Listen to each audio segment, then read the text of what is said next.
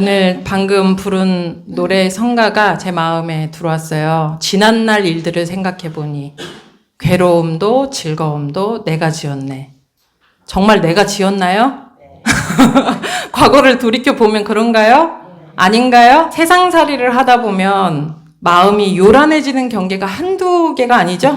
일원상 서원문 말미에 보면 심신을 원만하게 수호하는 공부를 하며 사리를 원만하게 아는 공부를 하며 심신을 원만하게 사용하는 공부를 지성으로 하여 진급이 되고 은혜는 입을지언정 강급이 되고 해독은 입지 아니하기로써 라고 하셨습니다. 저는 요즘 우리가 인생을 살아가면서 이 심신을 원만하게 수호하고 또 사리를 원만하게 알고 심신을 원만하게 사용하는 공부를 하는 것이 얼마나 중요한 일인지를 실감하고 있습니다. 경계가 있었어요.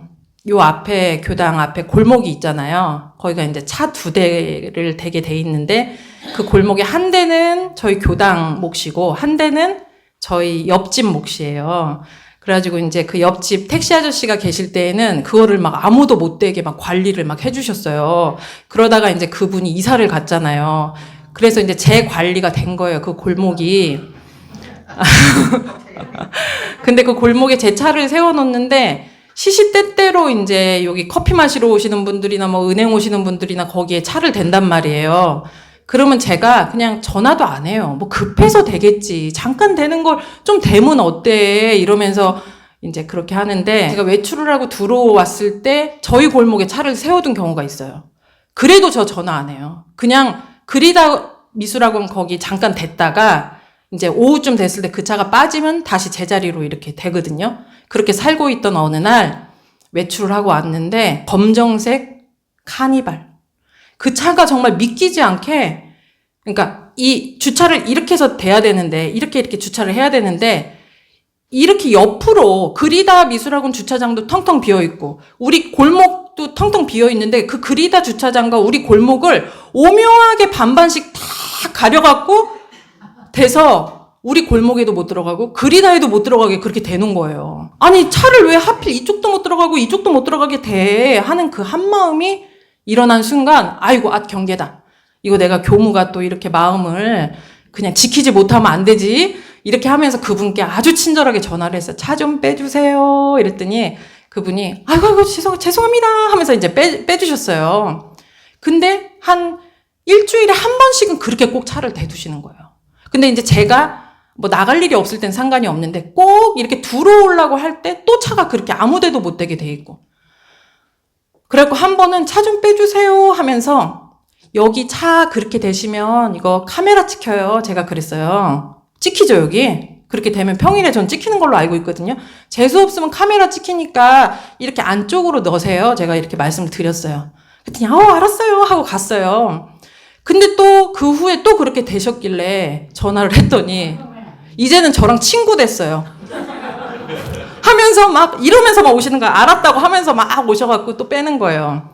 이제 그래서 그러려니 하면서 살던 어느 날 한 일주일 전에 이제 비가 억수같이 쏟아지던 날이에요. 차를 문을 열기도 힘든 그런 날 제가 어디를 갔다가 차를 몰고 딱 오는데 진짜 믿기지 않는 또 주차의 모습이 있는 거예요. 저 이제 왼쪽 그리다 말고 우리 오른쪽 그 건물 옆에 주차 공간이 2개가 있거든요. 그런데 이제 교당 쪽에 붙은 주차 공간에 어떤 흰색도 그것도 막 카니발처럼 생긴 큰 차가 그 주차장에 딱 넣어서 넣은 게 아니라 거기에 그 주차 공간 3분의 1만 그러니까 엉덩이를 넣고 3분의 2는 우리 골목을 막고 있는 거예요. 비가 억수로 오는 날. 그래갖고 제가 이제 그리다에 이제 되려고 봤더니 거기도 차가 꽉 차 있어요. 그러니까 이제 제 입장에서 어떻게 해야 돼요? 그 억수로 비가 오는 날 차문을 열고 비를 맞으며 막 우산을 이렇게 쓰면서 나가서 그분께 전화를 해야 되잖아요. 순간 너무 화가 나는 거야. 그 주차를 한 모습을 본 순간. 아니 왜 저렇게 차를 대는 거야. 뒤로 지금 자리가 있는데 붙여서 댔으면 됐잖아. 제가 이 마음이 나면서 막 불같이 화가 나는 그 순간 와 제가 그 제 마음을 보고 깜짝 놀랐어요. 우리가 이제 욕심 경계가 불같이 일어난다고 하잖아요. 불같이 일어난다 막. 내 화가 불같이 일어난다 이렇게 표현을 하잖아요. 아, 내 마음이 경계를 대함에 야, 이렇게 마음이 불같이 일어나는구나.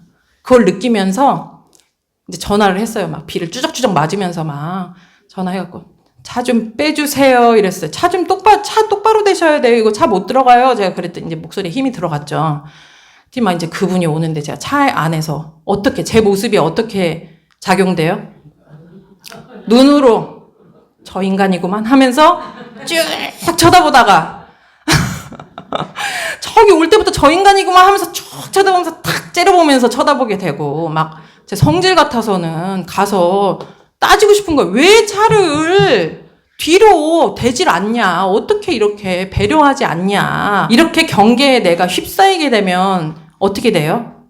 교무고 뭐고 없이 친구의 삼업을 함부로 사용하게 됩니다. 그 주차장 경계를 제가 만나기 전에는 제가 어땠어요? 제 마음이. 주차가 그렇게 되어 있는 거 보기 전에 제 마음이 어땠어요? 네? 네, 고요했습니다. 고요했습니다. 한마디로 제정신이었는데 어떤 차가 내 주차장 입구를 막아놓은 그 경계를 만남에 그것도 비가 억수로 많이 오는 날 나가서 전화해야 되는 그 상황이 되니까 제가 제정신이 아닌 상태가 됐어요. 제정신이 아니라는 것은 온전한 정신에서 벗어났다라는 것입니다. 온전한 정신이 뭐라고 했어요? 맞습니다. 뚜렷하고 고요하여 분별성과 주착심이 없는 상태라고 했어요. 뚜렷하고 고요하다는 것은 내 마음이 어디에도 집착된 바가 없기 때문에 현실을 그저 있는 그대로 바라볼 수 있는 상태를 말해요. 현실을 있는 그대로 바라본다. 아, 저 차가 지금 주차를 저렇게 해놨구나. 내가 전화를 해야 되겠구나. 아, 저렇게 해놓으니까 또, 골목을 막고 쓰니까 또 이 사람 입장에선 이게 또 굉장히 어려움이 있구나. 이것을 그냥 어디에도 휩쓸리지 않고 있는 그대로 상황 파악을 할 수 있는 그 상태. 그게 온전한 상태입니다. 온전한 상태에서는 지금 상황을 있는 그대로 전체적으로 바라볼 수 있지만 제정신이 아닌 상태에서는 오직 한계에 딱 집착을 하게 돼요. 그 한계가 뭐예요? 뭐에 집착을 하게 돼요? 예? 내 입장, 내 생각, 내 욕심에 집착이 됩니다. 저렇게 차를 세우면 안 되지 라는 내 생각, 내가 힘들잖아 라는 내 입장, 한마디 해야겠네 라는 내 욕심에 휩싸이게 돼요. 이런 상태에서 한마디를 한다 하더라도 해야 될 말, 하지 말아야 될 말 구별할 틈이 생기나요? 이렇게 휩싸인 상태에서 성질대로 내키는 대로 막 주먹이 나가고 막 욕이 나가고 니 잘났네 내 잘났네 하면서 상극의 어변이 시작되는 것입니다. 교도님들 다들 그런 경험 있으시죠? 네. 있으신가요? 네. 있으세요? 네. 나는 안 그런데 하시는 분 계세요? 우리가 한 번쯤 곰곰이 생각을 해봐야 돼요. 누군가가 어처구니 없는 행동을 했다. 나를 무시하고 불편하게 한다. 막 나한테 말을 함부로 한다. 누가 잘못하고 있어요, 지금? 아니. 그 사람이 나를 무시하고 나한테 말을 함부로 한다. 누가 잘못하고 있냐고요, 지금? 상대가 잘못하고 있죠? 누가 죄를 짓고 있어요, 지금? 상대가 지금 죄를 짓고 있죠? 근데 죄는 지금 상대가 짓고 있는데 왜 내가 거기에 휩쓸려서 더 큰 죄를 지어야 될까요? 더 큰 죄라는 게 뭐예요? 상대가 잘못을 했는데 내가 더 큰 죄를 짓는다고 했잖아요. 이 내가 지금 더 큰 죄를 짓는 그게 뭐예요? 내가 입으로 어떻게 해요? 입으로 지금 어떻게 하고 있어요? 상대가 잘못했는데 내가 내 입으로 네가 인간이가 욕하고 막 어디 가서 뒷담화하고 야, 걔 어떻게 그럴 수 있냐? 차를 어떻게 그렇게 될 수 있냐? 야, 그 사람 인간도 아니더라. 막 이게 구업을 짓고. 죄는 그 사람이 졌는데 왜 내가 더 큰 죄를 짓냐는 거예요. 그리고 마음으로는 어떤 죄를 지어요? 죄는 그 사람이 지었는데 그걸로 인해서 내가 더 큰 죄를 짓잖아요. 미워하고 막 원망하고 막 원수를 삼고 그렇게. 행동은 어떻게 하게 돼요? 예? 행동은 어떻게 나가요? 죄는 우리가 따지고 보면 죄는 그 사람이 졌다면서요. 근데 행동은 한 서로에서 그냥 미운 티를 팍팍 내면서 점점 상극의 관계를 만들어 가기 마련이에요. 이유가 어떻게 되었든 내가 지은 인과적 결과는 누가 책임져야 되는가? 저 사람이 죄를 지어서 내가 죄를 지었으니까 저 사람이 내 인과를 받나요? 예?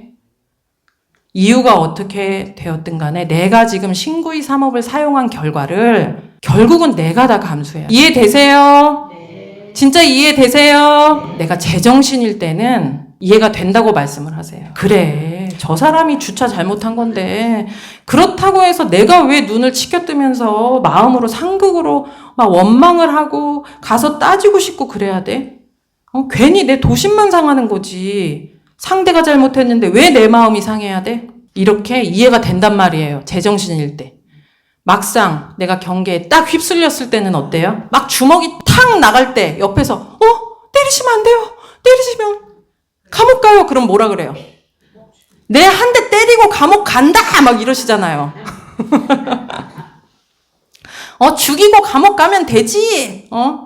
경계에 팍 휩쓸려서 너무 분하고 억울하고 너무 열받으면 기꺼이 농약을 그냥 탁 마셔버린다고 했잖아요. 제정신이면 우리가 그런 선택을 하나요? 내 마음이 경계에 완전 휩쓸려서 온전한 정신에서 완전 멀어졌다. 제정신이 아닌 상태다.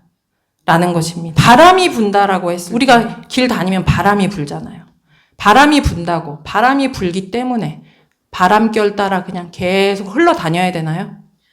바람에 떠다니실 거예요? 낙엽처럼? 내가 이 바람에 휩쓸리지 않을 힘이 있으면 바람이 불든 말든 상관없이 내 자리를 지킬 수 있는 것입니다. 내가 힘이 없기 때문에 경계에 휩쓸려서 지금 당장 여러 괴로움이 동반되고 막 누구랑 싸우고 미워하면 행복해요? 괴로워요?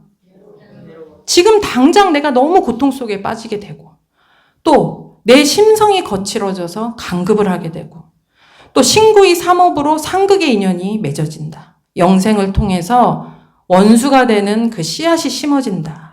그렇기 때문에 누구를 위해서 공부를 해야 돼요? 누구를 위해서? 나 자신을 위해서는 경계를 따라 내가 요란함이 생길 때 뭐라고 소리치라고요? 앗 경계다. 멈추고 그 다음에 경계에 내가 부동한다. 휩쓸리지 않는 심신을 원만하게 수호하는 공부에 꾸준히 도전을 하라는 말씀. 그러면 심신을 원만하게 수호한다는 의미는 무엇인가요? 주보 한번 보세요. 심신이라는 것은 마음과 몸을 뜻합니다. 이건 국어사전에 나온 대로 제가 써놓은 것입니다. 심신이라는 것은 마음심의 몸신이죠. 마음과 몸을 말하고 수호한다라는 것은 지키고 보호한다는 거예요. 그러니까 이 말은 심신을 원만하게 수호하라고 했을 때 이것은 내 몸과 마음을 지키고 보호하라는 뜻인데 어떻게 지키고 보호하라고 그랬어요? 원만하게. 원만하다라는 게 뭐예요? 제가 사전을 찾아봤더니 이렇게 나와 있었어요. 모난데가 없이 부드럽고 너그럽다. 일의 진행이 순조롭다. 서로 사이가 좋다. 이게 원만하다라는 것입니다. 내가 마음만 좋게 먹으면서 행동은 막 함부로 해도 안 되고 행동은 아주 잘하면서 마음에는 독을 품고 있어도 안 돼요. 막 우리 미운 사람이 있으면 막 마음으로 독을 품으면서도 안녕하세요 막 이렇게 인사하는 경우도 있죠? 그런 경우 있으시죠? 몸만 중요한 것도 아니고 행동만 똑바로 한다고 해서 되는 것도 아니고 또 마음은 또 아무 노 프롤럼 아무 문제 없어 한데도 그냥 막 나도 모르게 막 째려보고 이런 분도 계시잖아요. 몸과 마음을 동시에 내가 지키고 보호를 해야 되는데 내 몸과 마음의 상태를 부드럽고 너그럽고 순조롭고 상생상화로 갈 수 있도록 그 상태가 유지되도록 나를 보호하고 지켜내라는 뜻입니다. 자, 이런 쌍 보세요. 이런 쌍. 이런 쌍의 뜻이 이제 진리를 가리키는 손가락이기도 하지만 저 이런 쌍이 뭐를 또 가리킨다고 그랬어요? 내 본성, 내 마음이 원래 부처다. 나는 부처와 같이 존귀한 존재고 그 능력을 가지고 있다고 했어요. 내가 경계에 휩쓸리지 않고 그냥 평온하고 온전한 상태일 때는 누구나 부드럽고 너그럽고 순조롭고 상생상하하면서 몸과 마음을 사용하시죠? 이게 그냥 본래의 내 모습이라는 거예요. 본래의 내 모습의 기준이 그거라는 거예요. 그런데 주차를 이상하게 해놓은 그런 사람을 딱 봤을 때 내가 나도 모르게 경계에 휩쓸려 버린다. 꼭 그렇게 경계에 휩쓸릴 수밖에 없는 거예요. 예? 그 주차 잘못해놓은 사람 보면 다 막 화가 나야 돼요? 휩쓸리지 않을 수도 있어요. 그냥 웃을 수도 있어요.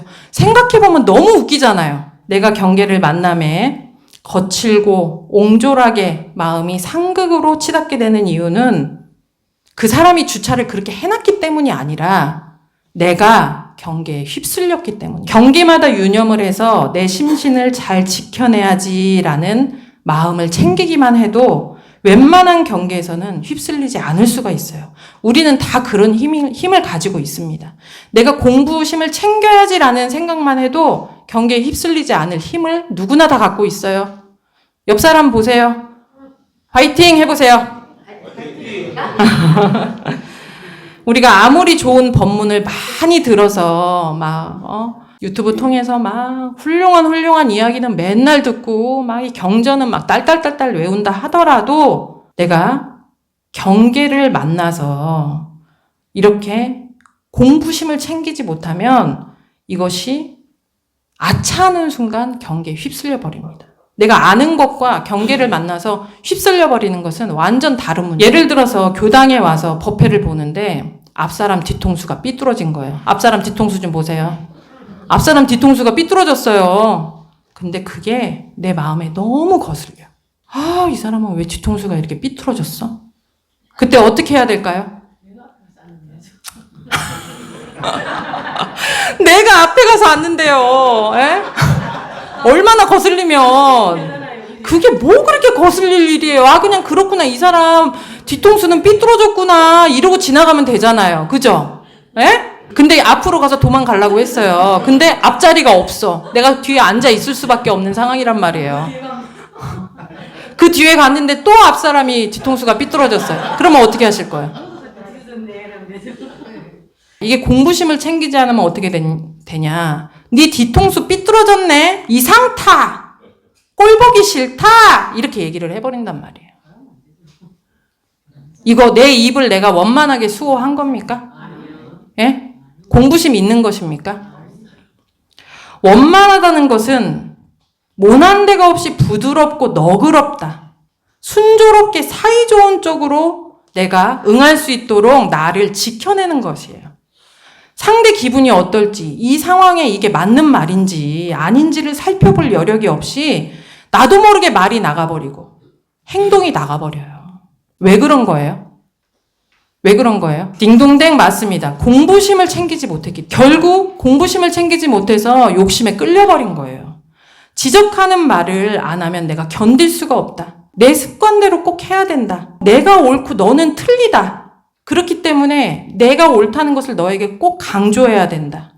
이것이 내 욕심에 끌려서 내 심신을 원만하게 수호하지 않고 있는 상황입니다. 그 결과 나는 악의 없이 그냥 행동을 한 것인데 그 무심코 한 행동들이 그 상대가 누구냐에 따라서 원수가 될 수도 있어요. 우리가 부처님한테 부처님 뒷꼭지 보고 부처님 뒷꼭지가 삐뚤어지셨네요. 꼴 보기 싫으시네요. 이렇게 말해도 돼요. 부처님한테는. 왜 돼요? 부처님은 나 원래 뒤통수가 좀 삐뚤어졌어. 노 프로블럼. 원수가 되지 않는단 말이에요. 그런데 상대가 누구냐에 따라 우리는 부처님을 많이 상대해요? 중생을 많이 상대해요? 더 조심하셔야 돼요, 사실은. 상대가 누구냐에 따라 나는 그냥 아무 생각 없이 얘기했는데 일반 중생은 악의가 없이 한 말에도 상극의 어변이 되는 경우가 참 많습니다.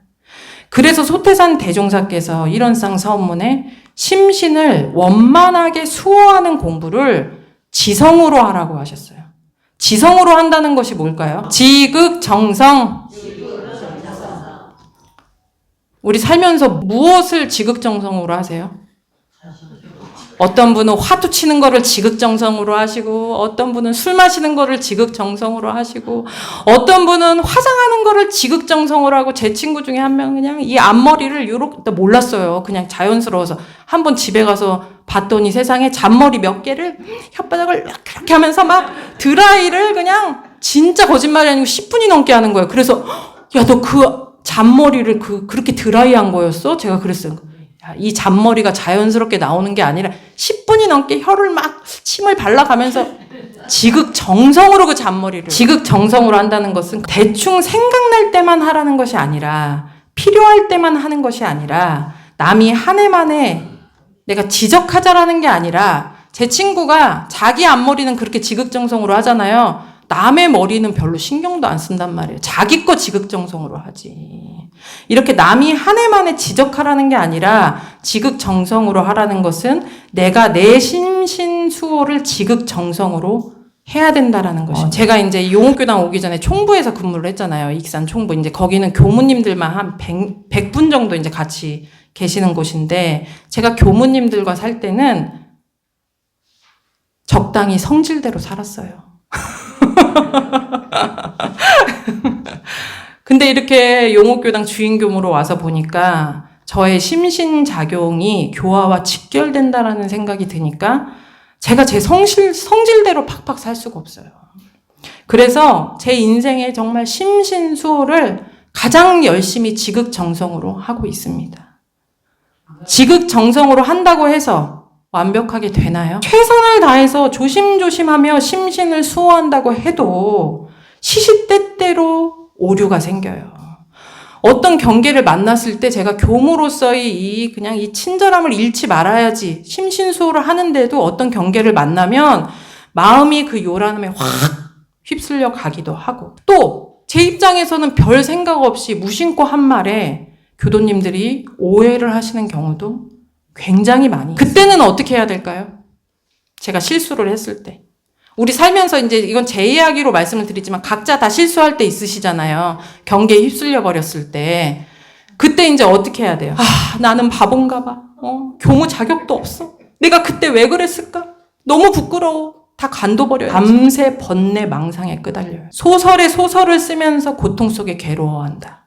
그래야 되나요? 때론 내 실수 때문에 번뇌망상에 끄달리기도 하고 내가 왜 그때 그랬지? 이러면서 번뇌망상에 끄달리기도 하고 때로는 상대가 한 행동 때문에 내가 억울해서 번뇌망상에 끄달리기도 하시죠? 네가 사람들 있는데 내 뒤통수를 삐뚤다고 지금 얘기했어? 나도 그때 확 뒤돌아서 그냥 니는 더 삐뚤다 이렇게 한마디 해줬어야 되는데 막 억울해서 밤새 번뇌망상이 들끓어요.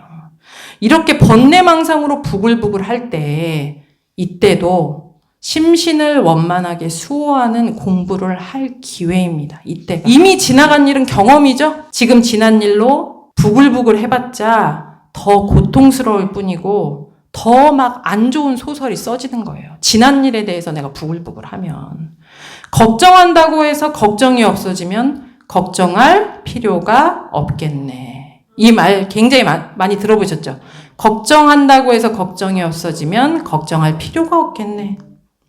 이 말을 명심하셔서 내 몸과 마음이 과거에 혹은 미래에 막 부글부글 끌려다닐 때 거기에 끌려다니지 않도록 내가 딱 끊는 연습을 하고 사과할 일에는 사과를 하고 털어버릴 일은 털어버린다. 그렇게 해서 나의 심신을 원만하게 보호하고 지켜내자는 것입니다. 누구를 위해서 하자는 거예요? 내 뒷꼭지 못생겼다고 말한 상대를 위해서 공부하나요? 예? 상대를 위해서 내가 공부하는 거죠?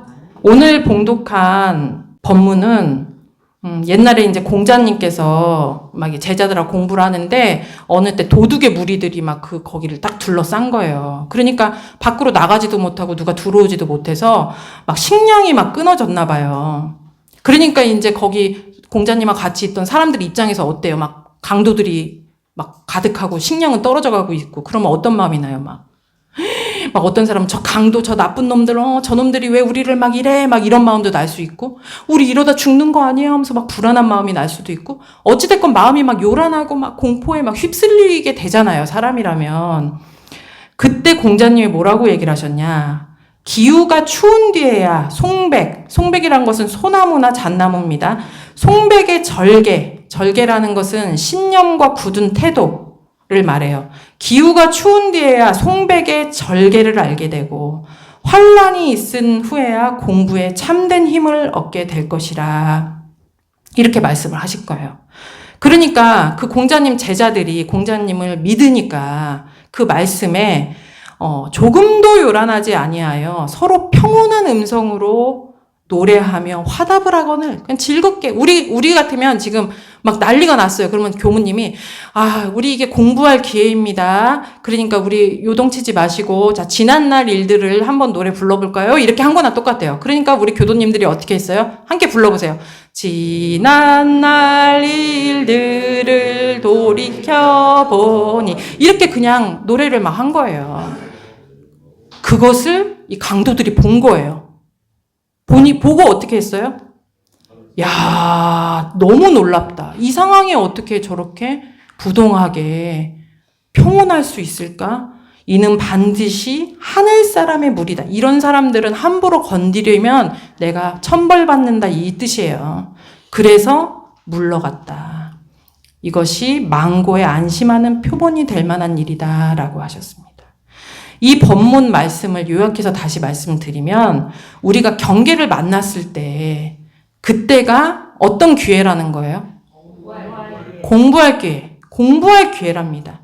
일 없을 때, 경계 없을 때 내 마음에 옆 사람 보세요. 내 마음에 쏙 드네. 지금 내 편이네. 막 할 때 그때 하하호호 즐겁게 지내지 못할 사람이 어디 있을까요? 상대가 내 마음에 쏙 드는데 즐겁게 지내지 못할 사람이 어디 있어요? 언제가 공부할 기회라는 거예요? 내 눈에 꼴 보기 싫을 때, 내가 화가 날 때, 미운 마음이 날 때, 그런 경계를 당해서 그걸 이겨낸 후에야 내가 힘을 얻을 수 있다는 거예요. 경계를 만나서 그냥 무너지면 힘이 얻어지나요?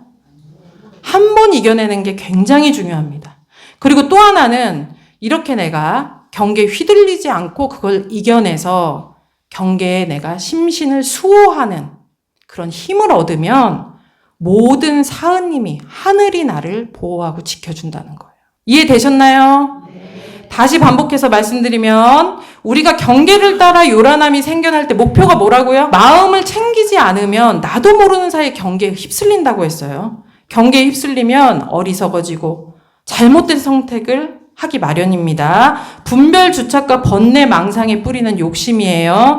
결국 내가 내 욕심에 자유하지 못하고 휩쓸려서 내가 신구이 삼업을 함부로 사용하게 된다. 그 결과 영생을 통한 고통을 내가 감수해야 된다. 그러므로 경계마다 내가 힘든 일이 있을 때마다 공부할 기회가 돌아왔구나 라는 그 마음으로 나를 지키고 보호하는 데 적공하라는 그런 말씀입니다. 이것이 우리들의 목표입니다.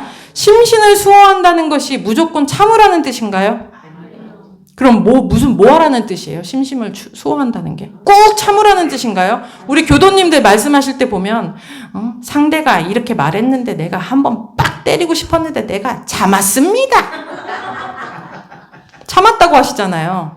이거 지금 심신을 원만하게 수호한다는 게 참으라는 뜻인가요? 그럼 뭐 하라는 뜻이에요? 그렇죠.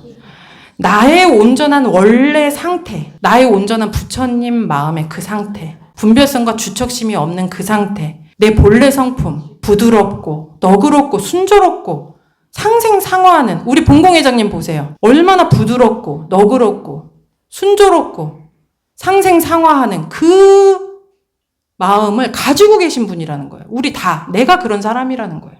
그 본래의 내 마음을 양성한다는 의미입니다. 경계에 끌려서 나를 거칠게 운전하지 말라는 거예요. 나의 본래 성품을 양성해 나가는 훈련을 하자는 것입니다. 처음에는 이게 무슨 의미인지 이해하기도 힘들고 경계마다 공부심을 챙기기가 쉽지가 않아요. 경계마다 잘 안 된다면 우리가 경계마다 잘 안 챙겨질 때도 있잖아요. 잘 안 된다면 왜 안 되는 거예요? 적공하지 않았기 때문입니다. 적공하지 않았기 때문에 지극정성으로 적공을 하라고 하셨어요. 이렇게 말씀드리면 교무님 저는 지극정성으로 했는데도 안 됩니다. 이렇게 말씀하시는 분들 계시죠? 지극정성으로 내 심신을 수호하는 것을 몇 년간 지극정성으로 해보셨나요? 몇 번이나 해보셨나요? 큰 경계를 당해서는, 큰 경계 우리가 당했을 때 공부하기가 쉬워요. 큰 경계 당해서는 뜨거 하니까 막 마음을 챙기려고 하다가 한 번 챙긴단 말이에요. 한 번 챙겨서 돼요? 안 되면 그냥 2판 4판 교무님 안 됩니다 하고서는 그냥 다 때려치고. 작은 경계는 어때요? 그냥 무시하고 지나가도 되니까 공부심을 챙기지 않고. 경계마다 특히 작은 경계부터 내가 일삼아서 심신을 원만하게 수호하는 연습을 적공해야 되는데, 그러기 위해서는 자, 주보 보세요. 경계마다, 크고 작은 경계마다 경계를 소리친 후에 내가 어떻게 마음을 먹으셔야 되냐면 그냥 참는 게 아니라 내 심신을 수호해야지 라는 그 마음을 챙기세요. 그리고 경계에 휩쓸리지 않도록 우선은 멈추고 관찰을 한다. 관찰을 한다는 건 뭐냐면 내 마음이 작용되는 것도 관찰하고 지금 상대의 상황도 그냥 객관적으로 관찰하는 거예요. 근데 이 관찰을 하지 않으면 내 생각대로 내가 생각을 한단 말이에요. 어린아이가 막 너무 막 배고파서 울었어요. 근데 그걸 아이를 관찰하지 않으면 어떻게 생각을 해요? 왜 운다고 생각해요? 배고파서 운다는 걸 몰라요. 너 지금 나 무시하나? 이렇게 된단 말이에요. 관찰하지 않으면. 아기가 우는 데는 이유가 있는 그걸 관찰해내야 된다. 그리고 자기 생각으로만 공부를 하면 절대 안 됩니다. 그건 독단에 빠집니다. 저도 경계가 왔을 때 계속 문답을 합니다. 스승님께, 교무님들께 계속 문답. 우리 원불교는 문답하는 것이 문화예요. 공부의 길이에요. 그래서 저는 지금 이런 상황에 이런 마음이 들었는데 들어서 이렇게 했습니다. 내가 이렇게 마음이 든 상황을 교무님께 문답을 하고, 교무님 그게 오류인 경우가 많단 말이에요. 저도 오류, 누구나 다 오류에 빠져요. 왜?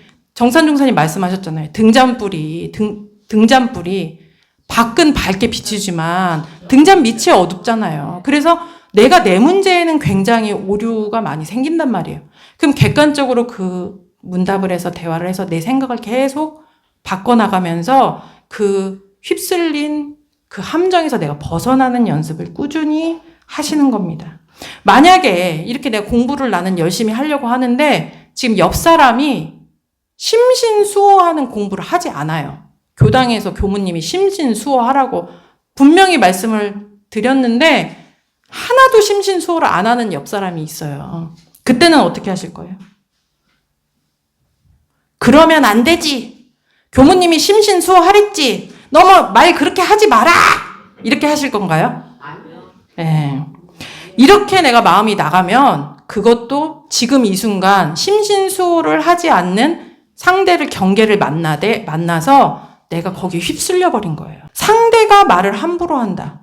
상대가 지금 심신수호를 못하고 말을 함부로 하는데 왜 내가 화가 나야 되는가? 그거를 진짜 한번 곰곰이 생각해. 누군가가 막 나를 무시하는 생각이 든다. 이것도 휩쓸린 겁니다. 심신수호를 못한 거. 왜 거기에 휩쓸려요? 그 심신수호를 못하는 사람을 보고 나를 무시했네라고 생각할 게 아니라 이 사람이 지금 심신수호가 안 되고 있구나. 나도 안 되듯이 이 사람도 지금 노력해도 잘 안 되는구나. 이렇게 이해를 하셔야 돼요. 그렇게 이해를 한 상태에서 나는 누구를 책임져야 돼요? 나 자신만 책임지면 됩니다. 남이 하든 말든 그거 시비하지 마시고 나 자신부터 책임지세요. 공부는 혼자 할 수가 없습니다. 옆 사람 손 잡아보세요. 우리 함께 이렇게 꼭 주먹 져주세요. 우리 함께 이렇게 손잡고 우리 성불대중을 향해서 심신수호를 위해서 함께 공부하고 있습니다. 그 원숭이 이야기 제가 몇 번 드렸는데 일본의 원숭이 섬에 원숭이들이 고구마를 먹는데 흙을 이렇게 털어서 먹었잖아요. 근데 전체 그 원숭이 몇천 마리가 다 흙을 털어서 먹었단 말이에요. 한 마리의 원숭이가 어느 날 그 섬에서 바닷가의 고구마를 씻어서 먹었어요. 그랬더니 한 달도 안 돼서 온 섬의 원숭이들이 다 고구마를 씻어서 먹게 된 거예요. 우리 서로를 다 보고 배우고 있습니다. 지금 원불교 아닌 곳에서 심신수호 혼자 하려면 더 힘들어요. 근데 이 안에서 각자가 나를 책임지면서 모범이 되는 그런 수호의 모습을 보여주면 지금 저 사람 상대가 심신수호를 지금 못하고 있지만 나를 보고 또 배우게 된다라는 걸 꼭 명심하셔서 우리 경계마다 심신을 원만하게 수호하는 공부로 영생의 복전을 마련하시는 우리 용옥교단 교도님들 되시길 바라며 이상 설교 마치겠습니다.